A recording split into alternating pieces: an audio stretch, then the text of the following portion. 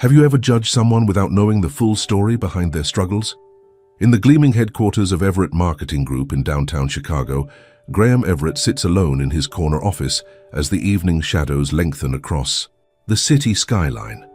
The 38-year-old CEO studies Lauren Hayes' performance evaluation with a furrowed brow, the manila folder open before him like a prosecutor's case file.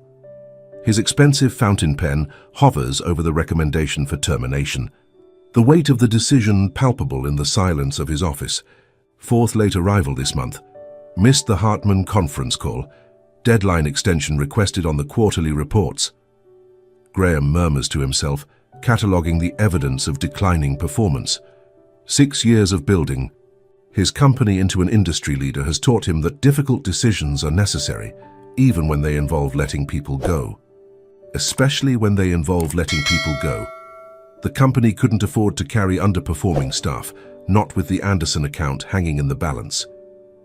Graham glances at a framed photo on his desk, himself at the ribbon cutting. Of their new headquarters, standing alone amidst a sea of applauding employees. Success had come at a personal cost, but he had made his choices long ago.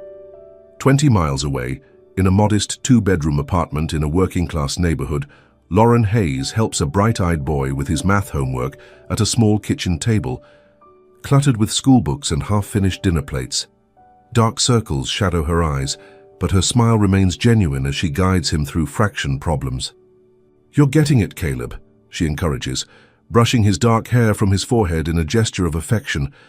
"See how you can simplify 3/6 to 1/2. Just like we practiced." The boy's small face lights up with the triumph of understanding. "I get it now, Ms. Peterson will be so impressed tomorrow." Lauren glances anxiously at the clock on the microwave. Another late night, another morning she'll struggle to arrive on time. Another mark against her in Mr. Everett's meticulous records. "Time for bed, buddy.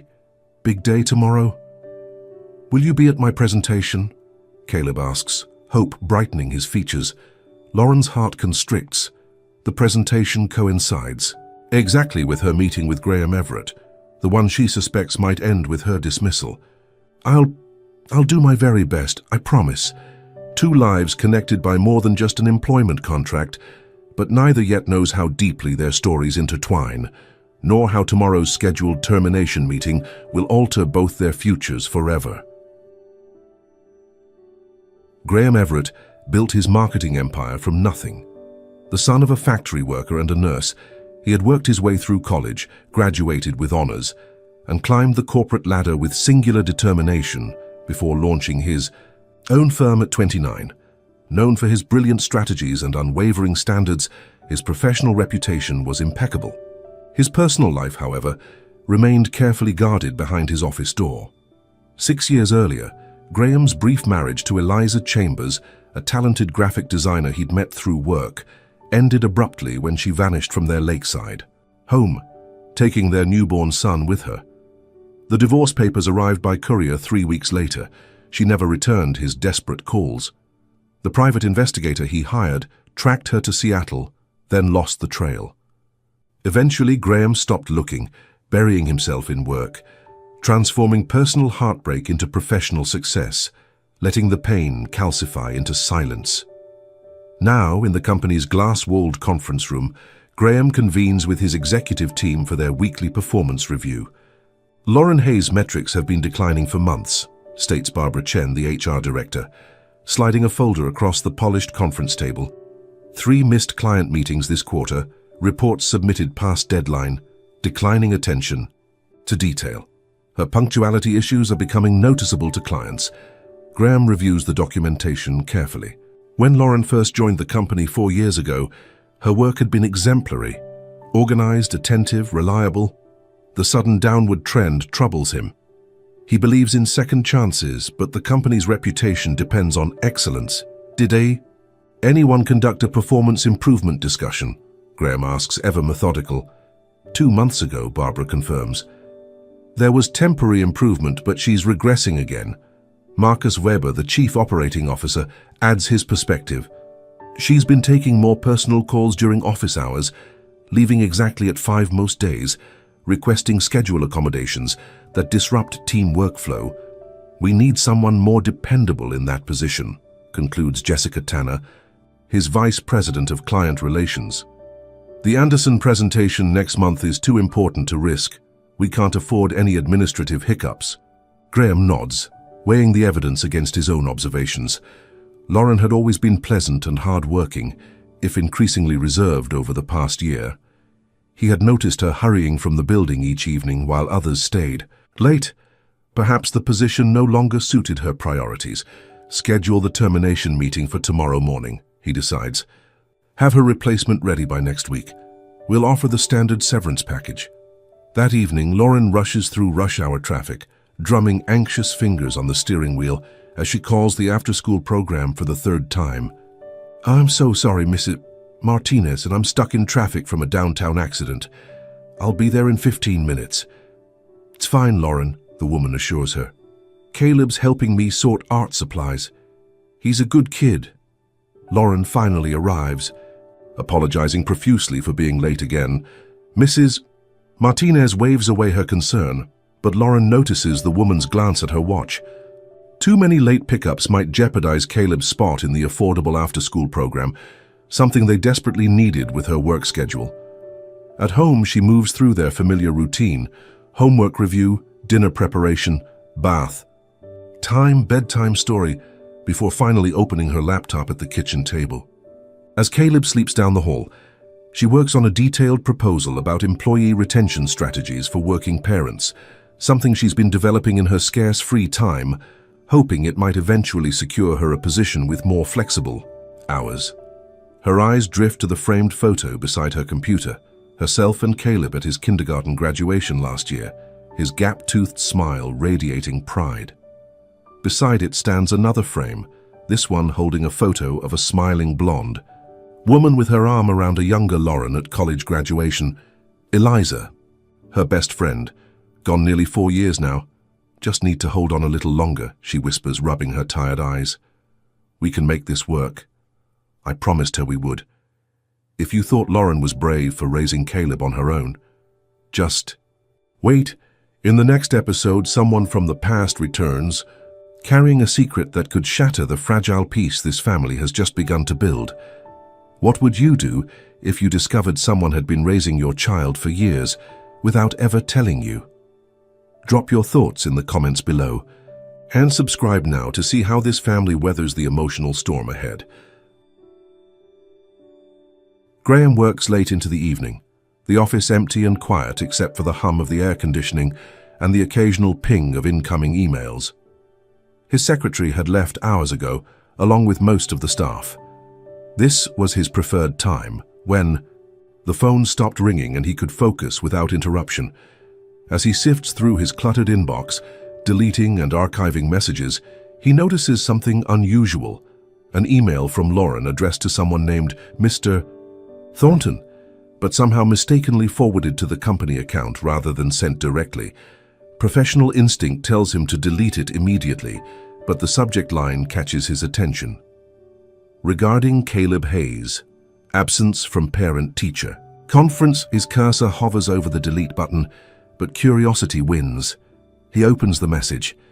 Dear Mr. Thornton, Lauren wrote, I apologize for missing Caleb's parent-teacher conference again. An unavoidable work commitment arose. At the last minute, I'm trying my best to maintain a stable work schedule so Caleb doesn't have to change schools mid-year, as consistency is so important for him. I know I'm not his biological mother, but I promised my dear friend I would raise him as my own when she passed away. And I will keep that promise no matter what sacrifices it requires. Would it be possible to reschedule for next Tuesday after 5:30 p.m.? Thank you for your understanding. Graham leans back in his chair, surprised. Lauren had a child who wasn't biologically hers. She had never mentioned being a mother, let alone a guardian. This explained the rushed departures, the occasional distracted demeanor during late afternoon meetings, the declined invitations to company social events. His curiosity piqued, Graham accesses Lauren's personnel file, discovering something even more unexpected. She graduated summa cum laude with a degree in human resources management from Northwestern University. Her initial application included glowing recommendations from professors and a previous employer. Further searching through old emails reveals several detailed policy improvement proposals she had submitted over the years, ideas that somehow never made it to any important meetings or implementation discussions. She has excellent strategic insights, notes her previous supervisor in an evaluation from 2 years ago, but always has to rush home at 5 sharp. Great potential if she could focus more on career advancement. Graham feels the first twinge of doubt about tomorrow's termination. Had they misjudged her declining performance as lack of commitment, rather than the struggles of a single parent? Had her potential contributions been overlooked because she couldn't participate in the informal evening strategy sessions where many decisions really took shape? That evening, Lauren accidentally leaves her purse in the conference room after a last-minute project meeting that ran late. As Graham picks it up, intending to place it in her desk drawer for safekeeping, a photograph slips out. A school portrait of a young boy with dark hair and serious eyes, holding a handmade sign, "Congrats on your HR certificate, Mom." On the back, childish handwriting reads, "Thank you for choosing me, even though I'm not yours, love, Caleb." Graham freezes, a jolt of recognition coursing through him. The boy's eyes, the curve of his smile, the dimple in his left cheek when he grins, hauntingly familiar reflections of his own childhood photographs. Even the slight tilt of his head reminds Graham of his own school portraits from decades. How else it couldn't be? It was impossible. Yet the resemblance may... Graham carefully returns the photo to Lauren's purse, his hand suddenly unsteady. Tomorrow's meeting just became far more complicated than a simple termination. Graham can't sleep. The boy's face haunts him, those eyes so similar to his own, to his father's, to the generations of Everett men captured in family photographs. He spends the night researching Lauren's background on his home computer, piecing together a puzzle he never knew existed. Lauren Hayes and Eliza Chambers had been roommates at Northwestern, best friends who remained close after graduation. When Graham and Eliza divorced, when Eliza disappeared with their newborn son, she had apparently reached out to Lauren, not him. Hospital records confirm Eliza passed away from aggressive pancreatic cancer 3 years after leaving, around the time Lauren applied for a position at Everett Marketing. The timeline aligns perfectly with Lauren's arrival at his company. Caleb's approximate age matches exactly with the son Graham never knew.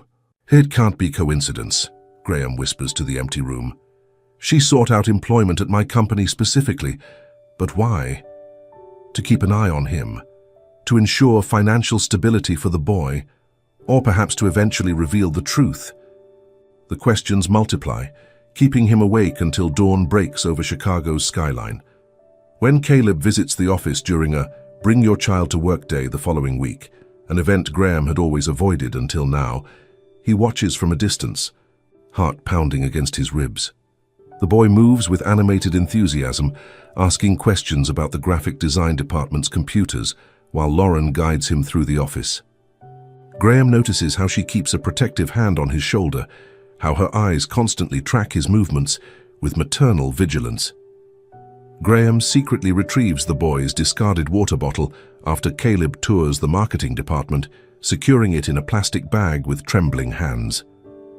The DNA testing service promises results within 72 hours for an expedited fee. 3 agonizing days later, Graham receives the notification on his phone during a budget meeting. Excusing himself abruptly, he retreats to his office, locking the door before opening the email. His hands tremble as he reads, "Probability of paternity 99%. Graham sinks into his chair, overwhelmed by a tempest of emotions. Anger at being kept in the dark for years, gratitude that his son was loved and cared for by someone who clearly adored him, guilt for his absence in the boy's life, and the devastating realization of all the milestones he's missed. First steps, first words, first day of school. All gone. The following afternoon, Graham cancels his meetings and follows Caleb to his elementary school, watching from his parked car as the children gather in the outdoor amphitheater for what appears to be a special presentation. Parents cluster on folding chairs, many holding flowers or small gifts. But Lauren is noticeably absent.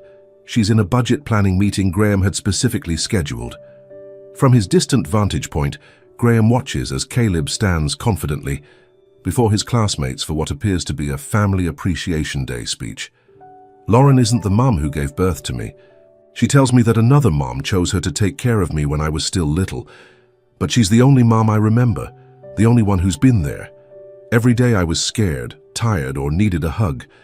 She works really hard at a big company, downtown, so I can have everything I need, like my soccer uniform and my science club fees. Even when she's super tired from work, she never misses reading time or helping with my homework. That's what makes someone a real parent, being there every single day, not just when it's easy. Caleb holds up a large portrait he's drawn of himself and Lauren in front of their apartment building, stick figures with enormous smiles holding hands. Several parents dab at tears, applauding enthusiastically when he finishes. As Caleb turns to return to his seat, Graham notices something that makes his breath catch, a distinctive birthmark behind the boy's ear, identical to his own. An inherited family trait that passes through the Everett male line, generation after generation. Seeing it removes any lingering doubt from Graham's mind. That night, Graham abandons his termination plans entirely. Instead, he spends hours scrolling through Lauren's public social media accounts, watching years of Caleb's growth captured in photos and videos, first wobbly steps, preschool art projects, lost teeth, t-ball games, Halloween costumes, Christmas mornings, treasured moments he can never reclaim. In one video, 4-year-old Caleb blows out birthday candles while Lauren cheers him on. "Make a wish, buddy," her voice encourages from behind the camera. The boy squeezes his eyes shut in concentration before extinguishing the flames with one determined breath. The gathered children applaud while Lauren asks, "What did you wish for?" Caleb's answer is clear and immediate. "I can't tell, or it won't come true." But the wistful glance he gives to a friend's father in the background speaks volumes. Graham closes his laptop, a decision crystallizing in his mind. Tomorrow's meeting with Lauren would happen, but with an entirely different purpose than originally planned. The following morning, Lauren enters Graham's office expecting to be fired. She's prepared her desk, discreetly removing personal items the previous evening. She's updated her resume until 2 a.m., rehearsed her remarks, and steeled herself for the financial uncertainty ahead. Instead, she finds Graham unusually contemplative, no termination papers in sight on his immaculate desk. "Please sit down, Lauren," he says, his tone gentler than she's ever heard it. She perches nervously on the edge of the visitor's chair, hands clasped tightly in her lap to hide their trembling. "Mr. Everett, I know my performance has been, your performance has been declining, Lauren," he interrupts carefully. "I need to understand why before we discuss next steps." Lauren straightens her posture, determined to leave with dignity. "I understand your concerns and I take full responsibility. My work has suffered recently because of," she hesitates, then decides on honesty, "because of personal obligations that have become increasingly demanding. Your son." Graham states simply. Lauren freezes. "How do you know about Caleb?" "I saw the photograph that fell from your purse and the misdirected email to his teacher." Graham pauses. "I'm curious, though. Before we discuss your future with the company, I'd like to know more about your background. Why, your file mentions a degree in human resources management. Thrown off balance by this unexpected direction, Lauren nods. "Yes, from Northwestern. I specialized in organizational development and retention strategies. Then why are you working as an administrative assistant?" Lauren hesitates before answering. "When I applied here, I needed job security and reliable hours immediately. The HR position required evening commitments for continuing education that I couldn't manage as a single parent. The administrative role offered stability while I got established." She reaches into her portfolio and pulls out a folder, revealing a comprehensive proposal. "I've been developing this on my own time. It's a plan to restructure our HR policies that could reduce operational costs by 15% while improving employee retention, particularly for working parents and caregivers. I've been researching this for months. Graham reviews the meticulous analysis, genuinely impressed by the depth of understanding and creative solutions. The proposal addresses precisely the challenges facing their rapidly growing company. High turnover rates, inconsistent knowledge transfer, recruitment costs, with practical implementable solutions. Why haven't you ever mentioned this in management meetings?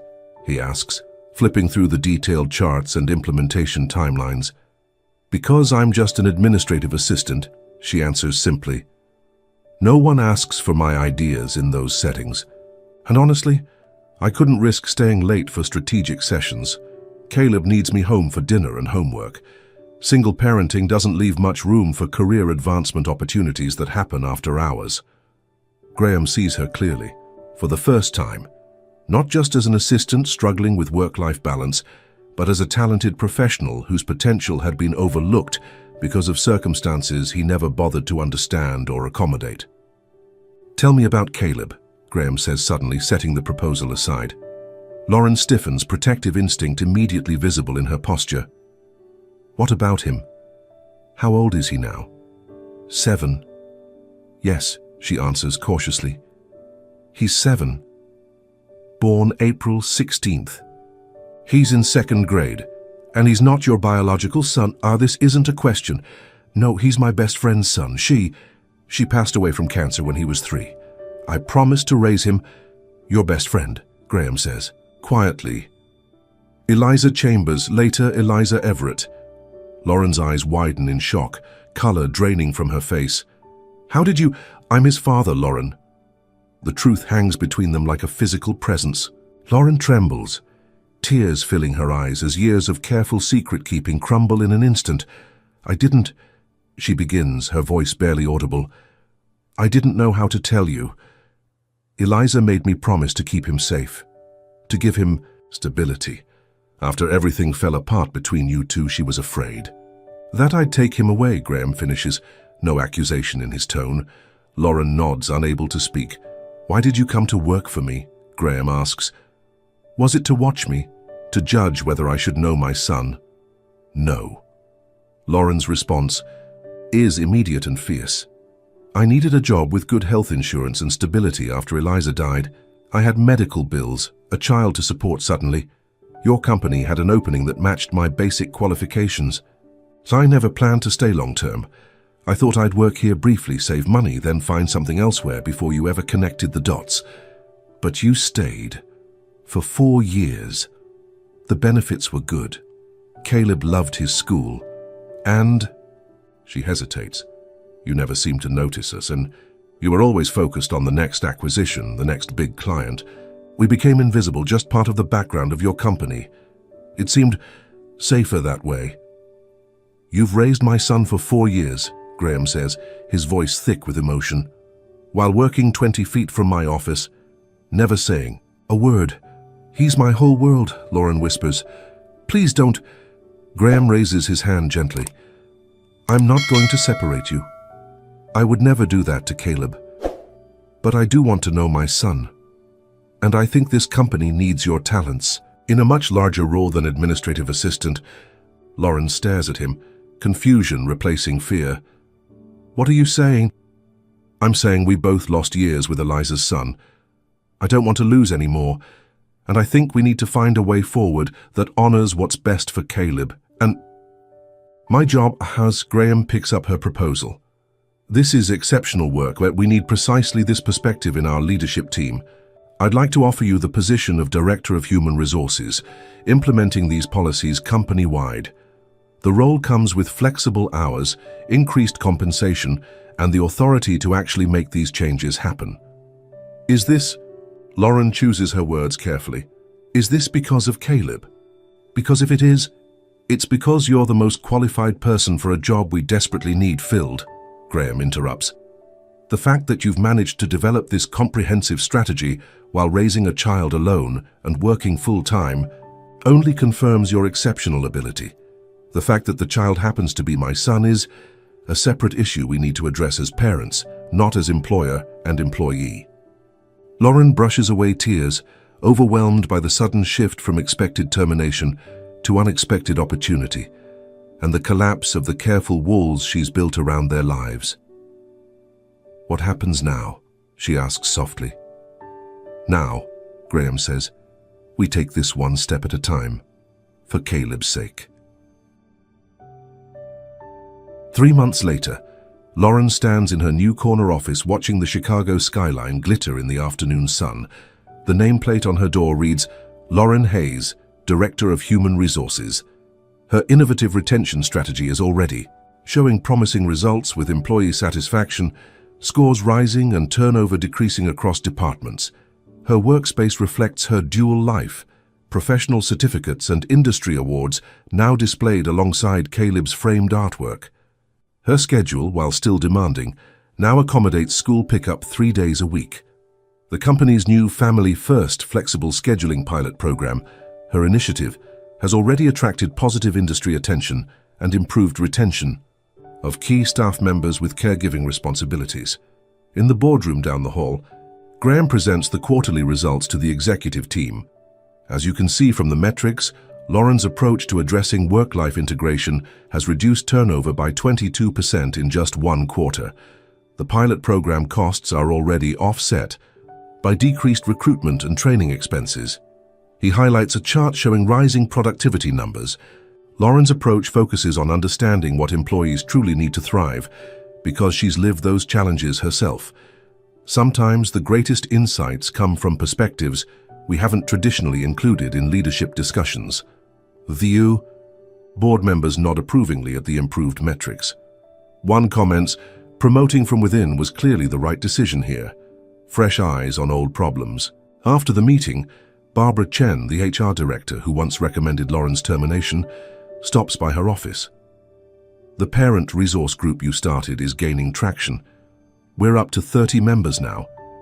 They're asking if you'll speak at the next meeting." Lauren smiles, the irony not lost on her. "I'd be happy to. It's making a difference already." Later that evening, Graham joins Lauren and Caleb for dinner in their apartment, now a weekly tradition as they build their unusual family bond. The relationship between father and son is still evolving. Caleb knows Graham is his biological father now, but the connection is developing slowly, thoughtfully, with Lauren's steady guidance. "Mom got an award today," Caleb announces proudly, showing Graham the recognition certificate from the company's leadership team. "For her great ideas about helping people with kids, your mom is extraordinarily talented," Graham agrees, catching Lauren's smile across the table. "I wish I'd realized it sooner." "Are you coming to my science fair on Saturday?" Caleb asks Graham, the question still tentative, testing these new waters. "I wouldn't miss it," Graham promises. "I've already cleared my calendar." After Caleb goes to bed, Lauren and Graham sit at her small kitchen table, sharing the quiet moment. That has become their time to coordinate and connect. "He asked if you could help with his rocket design," Lauren mentions. "That's new, he's starting to reach out more." "I noticed," Graham says. "I'll bring some materials next time. My father helped me build one when I was about his age." "You're good with him," Lauren acknowledges. "Patient. He needs that." "I'm trying to make up for lost time without pushing too hard," Graham admits. "It's challenging, knowing I missed so much." "We can't change the past," Lauren says softly. "Eliza made her choices for reasons that made sense to her at the time. All we can do now is move forward." At Caleb's science fair that weekend, both Lauren and Graham stand proudly as he presents his project to the judges. As Caleb explains his hypothesis with enthusiasm, Graham whispers to Lauren, "Thank you for being there when I couldn't be, for giving him stability and love when he needed it most." Lauren watches the son and father together, their matching expressions of concentration, the same crinkle around their eyes when they smile. "Family isn't about DNA," she responds quietly. "It's about showing up every day. Something you're learning now is he has your values," Graham observes. "Your kindness, your determination, those aren't genetic traits. And your analytical mind," Lauren adds, "your curiosity. Some things run deeper than nurture." As they stand applauding when Caleb receives second place, Graham reflects on how close he came to losing them both, through a simple misunderstanding and his own narrow perspective of what constitutes performance and value. Sometimes what we mistake for weakness in others is actually their greatest strength, he thinks, watching Lauren embrace Caleb with fierce pride. And sometimes the family we need finds us in the most unexpected places. After the ceremony, they celebrate at Caleb's favorite pizza restaurant. As Caleb chatters excitedly about his project, Graham notices the easy rhythm Lauren has with him, the profound connection built through thousands of ordinary moments strung together over years. It strikes him that he's not just getting to know his son, he's learning how to be a parent from Lauren, who chose this role and embraced it with complete devotion. There's a different kind of strength in that choice, one he's only beginning to understand. The greatest gifts arrive in packages we don't expect to open, and sometimes the people we nearly push away are the very ones who hold the missing pieces of our hearts. As they walk together toward the parking lot, Caleb between them, Graham realizes that family isn't something you simply have. It's something you build choice by choice, day by day. And though they've started this journey later than most, the foundation they're creating might be stronger for having been so carefully considered. If this story touched your heart, please take a moment to hit that like button. Every family has untold stories of sacrifice and love. Sometimes the people we misjudge are fighting battles we know nothing about. Subscribe to our channel for more stories that remind us to look beyond the surface and find the extraordinary courage in ordinary lives. Remember, true family isn't defined by DNA, but by showing up every day. What unexpected connection changed your life? Share below. Until next time, keep looking for the hidden strength in those around you and in yourself.